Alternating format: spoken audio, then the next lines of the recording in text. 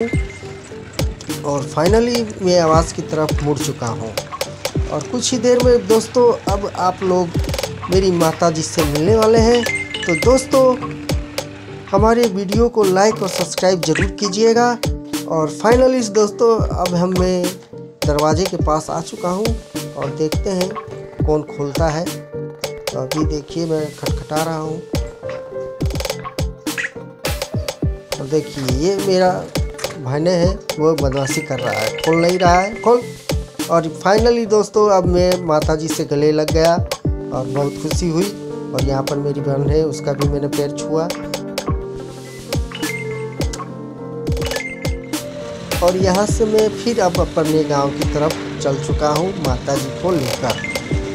और दोस्तों माँ जी भी बहुत खुश है कि अब जा रही हूँ अपने घर, और हम भी खुश हैं। तो दोस्तों हमारा वीडियो कैसा लगा हमें ज़रूर बताइए। धन्यवाद।